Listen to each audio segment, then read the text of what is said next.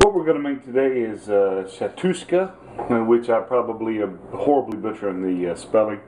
But basically it's a Middle Eastern dish where you poach some eggs in a tomato sauce, right? And so I've just got my skillet heating up a little bit. I'm going to throw some olive oil in there, and then some onions and what peppers were in my garden ready. Okay? Now, this dish might come from the Mediterranean, but it's great for preppers because it's all stuff that you can and should grow in your garden. So onions, tomatoes, and these are a bunch of Roma tomatoes and some Bradley tomatoes that I just picked out of the garden, along with the peppers. I grew some onions, but they didn't bulb out this big this year.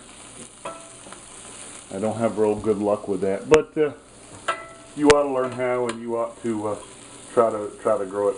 So I'm gonna let this brown a little bit, and then I'm gonna put in the tomatoes and let it cook down into a sauce. Even though you could use tomato paste and tomato sauce instead. If my wife was here and I was cooking for the wife, I'd probably just go get a can of spaghetti sauce because she's kind of picky.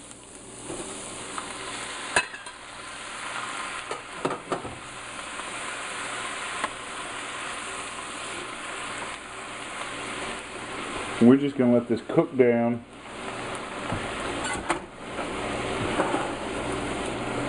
into a sauce with the heat, okay? So we'll come back in, I don't know, 15 minutes or so, 15-20 minutes.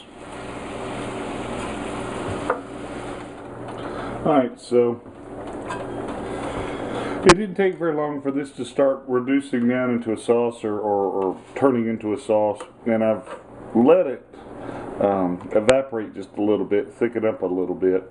And I also added some garlic, some of my homemade garlic powder, and some of the homemade chili spices that we made a while ago. So this is a little spicy, but the wife's not here. So, and the one thing she told me before she left was don't make a mess in the kitchen. So I knew, I had to cook. I also decided that I would make a little bit of rice to put this on. So I'm not going to make it as thick. I'm gonna kind of leave it juicy. So all you're going to do now is just break the eggs.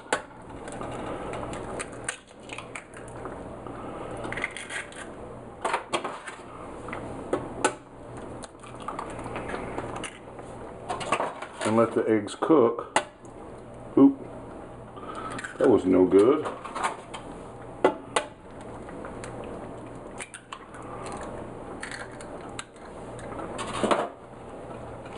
And let the eggs cook in there, okay? And you could put more in there if you want, but like I said, it's just me, so 2 for now and 2 for later.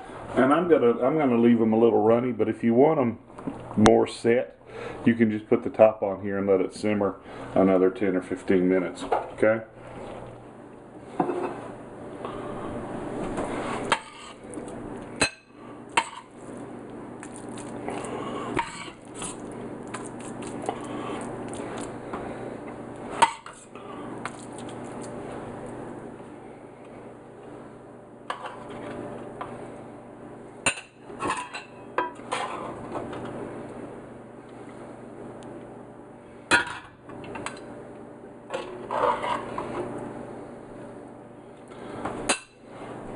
All right, there we go.